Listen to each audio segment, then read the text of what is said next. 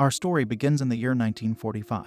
Exiting from a high school, a guy tells a girl he's walking home that he's going to the Marines soon. He will be stationed in Germany. After thanking him for walking with her, he says she is his favorite girl. He wants them to take a shortcut through the woods. It's the kind of place she was always scared of. Of course, he delivers the proper words that he will protect her. As they walk through the woods, they smile and laugh about the night they had. He stops her on a bridge, telling the girl how pretty she is before kissing her. He tries to push it further, but she says she's not ready for it. She just wants them to keep walking. He catches up to her while she walks away to start kissing her against her will. This inappropriate behavior prompts her to slap him, which in turn causes him to knock her down. Getting on top of her gets him a knee in the groin from the poor girl. When he walks away in pain, a small boy comes to the high school girl. She wants him to call the police, yet he just stares at her like he doesn't understand. He slams her with a rock because she yells at him. Then he uses a slingshot to possibly end her. After that, we switch to the present time. Two kids, Derek and Lisa, walk along a hallway in a high school. After talking for some time, Derek tells her he resides with his grandmother. Soon, a boy named Mark catches up to them.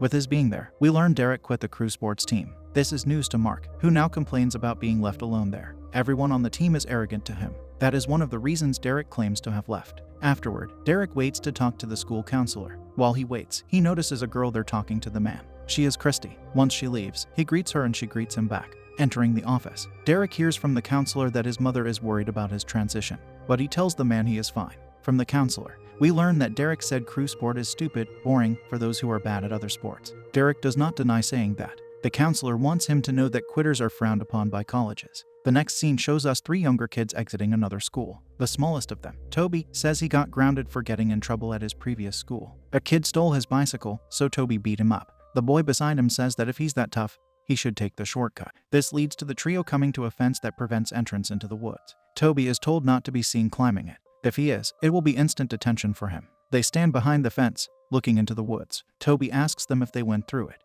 They probably lie by saying they have. Supposedly, the shortcut goes straight into Toby's neighborhood. Not being a coward, the boy goes for it, going through an opening in the fence. The other two ride away on their bikes. As Toby walks through the woods, we see an elderly man peeking behind a tree to watch him. Toby walks looking around, yet he sees nothing dangerous. Soon enough, he finds a lifeless animal which he approaches. This is a fascinating sight for a boy his age. Therefore, he collects a stick to interact with the corpse. Then the man appears. He asks if Toby likes blood. Since he doesn't receive an answer, the man starts pressing him about it, coming closer. This causes Toby to start running. However, his first attempt fails, with him falling into the blood to stain his clothes. His second try gives him the escape he wanted. Following this, we switch to the year 1946, 1 year after the starting event.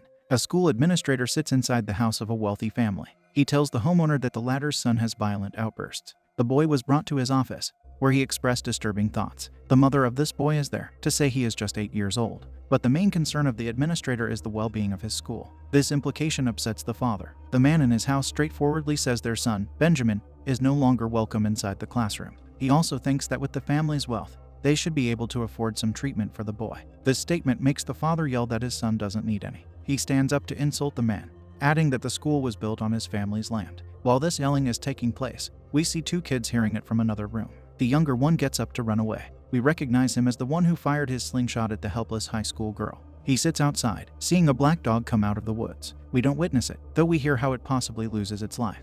Back in the present time, Derek talks to Lisa on the phone. He talks to her about Christy, someone we knew he would be interested in. Lisa tells him she is a soccer player, yet more importantly, she doesn't want to talk about her. Perhaps she is jealous of Derek's interest. When he gets off the phone, he is shocked to find his younger brother, Toby, standing nearby in his ruined clothes. The boy informs him of what happened. If he returns to the woods, he will be next, like the dog. Derek says he will find out who the elderly man is who terrorized his brother. After that, he drives out to the shortcut. His phone gets bad reception there. Stepping out of the woods makes it better. It's Mark who called, because Derek has to be at work. He hardly got a look at the shortcut. He works at a fast food restaurant with Mark, who tells Derek his coach is angry with him due to what he said about the sport. But Derek's mind is hovering elsewhere. He's upset about what happened to Toby. After hearing about the incident, Mark knows Toby took the shortcut. Derek seems surprised that he knows. The shortcut is a local phenomenon, and Derek has only been there for 2 months. Mark starts informing him about the old man. He calls him a psycho that owns a lot of land. Mark was never one to take the shortcut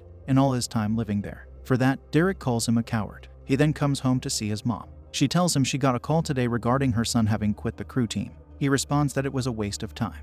quitting is not like him, she says. She is disappointed, for he has to be setting an example for Toby since his dad has passed away. In the morning, Derek tells his brother not to let the latter's friends talk him into doing something wrong again. In art class, Derek watches Christy, while Mark tells him to give her up. Supposedly, she is the girlfriend of someone much tougher than Derek. However, that doesn't stop him from moving up several seats to sit closer to her. He starts talking to the girl, asking for a Twizzler. Next, he asks if she ever played Truth or Dare. He wants to play, prompting Christy to accept. She chooses Truth, asking if he truly came to her for a Twizzler. What a smart move from her. Derek truthfully says that he did not, doing that earns him a Twizzler for his honesty. Changing the topic, he says he hears she's going to Columbia. He claims to want to go there, to dedicate his life to art history. He's probably not being very honest with that. After class, Derek gets stopped by a big football player. He is Taylor, saying Mark has been telling people that Derek's brother found a lifeless dog on the shortcut. This is important to him, because his dog has been missing for 3 days. They both want to check out the shortcut, Taylor for his dog, and Derek for the old man. At home during dinner, Derek asks his grandmother if she knows about the elderly man in the woods. The lady tells him to stay away from there. She urges her grandchildren never to venture into the place. The topic seems bad enough for her that it causes her to go upstairs. With her gone, Derek's mom starts telling a story about the woods. She says that long ago, some kids went missing from the old high school. They were kids his grandmother knew. The last place they were seen was at the shortcut. Afterward, they were never found. The old man there is the last surviving member of the Hartley generation. She thinks he's just a crazy man, but not someone dangerous. Shortly after, Taylor rings the doorbell so he can go to the woods with Derek. Ignoring his grandmother's concern, Derek rides out with the big guy to enter the shortcut. They walk through it until they arrive at a house. The elderly man is in the barn, washing his truck. They run up to it, where they can see him through the window. The duo enters the barn when he leaves. It doesn't take long for Derek to find a container with dog tags inside. They search it for Taylor's dog's name. Taylor wants it known that if the old man did anything to his dog, his life will be ended. Soon they hear him coming back, prompting them to hide behind his truck. Yet the man sees the container lying on the ground. This can only mean one thing. He starts saying that if anyone is there, they are trespassing. Grabbing an axe, he slowly walks with it. Once he gets near, the trespassers start running back to the woods. He yells out to them, threatening to slaughter them like dogs if they stop running. The next day at school, Derek informs his friends about his adventure last night. Then Taylor comes to him to say one dog tag still had a phone number that worked. The others were too old. The one he gives to Derek belonged to a dog that went missing a few years ago. Taylor wants to go out there again because he knows the old man is eliminating. He wants to prove it. After hearing about what Derek and Taylor went through, Lisa wants to engage in it as well. The next scene has them sitting in a car, looking at the entrance to the man's house. In a short time, they see him drive out. Lisa mentions how creepy he is. Nothing else comes from this moment, for he just drives back once he collects his mail. At Derek's workplace, he talks about Christy with Mark. Suddenly, none other than the old man appears at the pickup window. Of course, this startles Derek. The creepy man tells the boy that he will take a dog. By saying that, he means hot dog. He starts paying Derek the $1.50 that it costs, without taking his eyes off the fast food attendant. It is chilling, to say the least. Mark wonders if the man recognizes his friend, which is something Derek cannot tell. We should recall that he started running rather quickly with Taylor, not leaving much time to be looked at very well. When Derek brings him his food, the man smirks prior to leaving. With him gone, the opposite kind of presence arrives at the pickup window. Christy. She sees the man eating near his truck and asks Derek about him. He informs her of who he is, prompting her to act cautiously. He also says he thinks the man eliminated Taylor's. Christy thinks they should call the police. It's something they would do if they were certain, although currently they are just operating under strong suspicion. Christy then gives Derek her phone number, because he asked if she wanted to help them spy on the man under suspicion. At a different time, Derek takes out the trash. He sees a bloody shovel near the dumpster. Kneeling to touch it, the door he came from closes on him. Now it is locked as he tries to open it. At that moment, someone quickly runs past him, making him question who it was. The sound of metal scraping against the ground adds to the uneasiness. Derek comes to look behind the building, only to find no one there. But soon he sees a shadowy person violently bring in Mark, who cries for Derek to apologize to the shadowy one. Being Mark's friend, Derek is forced to do exactly that. Alas, it isn't enough due to Mark seemingly getting struck with the shovel to his demise. After that, the shadowy person runs away. We did not get to see whether it was the elderly man. Derek climbs the fence to come to Mark's aid, yet the boy gets dragged away. So he goes further to witness something irksome. Mark played a trick on him along with another friend. They are standing there together, making fun of Derek in his moment of short-lived fear. Derek will probably hate them for at least a few days for doing that.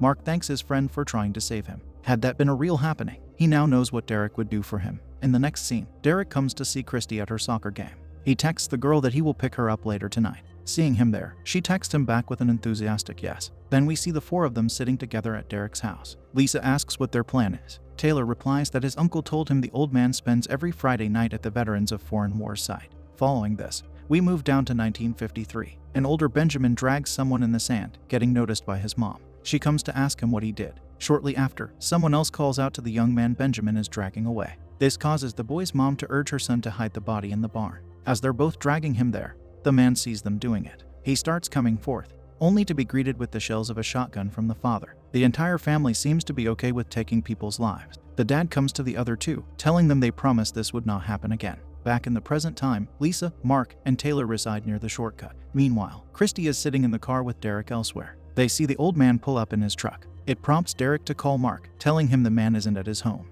With this information, the trio goes into the woods. Upon arriving at the barn, Taylor discovers that the barrel no longer contains dog tags. Since they find nothing there, he wants to check out the house. Back to the duo, Derek manages to connect with Christy by having them sing a song they both know. He even offers to see the band that the song belongs to on stage. Some good news then comes his way. She tells him she broke up with her boyfriend today. Derek acts like he's sorry, though we know there must be a party in his mind. It doesn't take long for them to kiss. Back at the Hartley's house, Taylor helps Lisa get inside through the window. Mark is apprehensive about entering, which is something Taylor gives him static for. When Lisa gets inside, she searches the place with a flashlight. As she's doing it, she gets startled by someone banging on the door. It's nothing serious, it's just Taylor urging her to let them in too. In a short time, Lisa enters a room with Mark, where it looks like a lady is sitting. Calling out to her does not make her move, so Lisa approaches her with caution, putting her hand on the lady. Suddenly, her head falls off to show it's merely a mannequin. She turns on the lights afterward, and they observe many dolls are there, sitting at desks like they're in a classroom. Soon a record starts playing, reciting the Pledge of Allegiance. It repeats the last two words several times. Lisa finds a cabinet with many jars containing disturbing organic materials. Mark finds something disturbing too.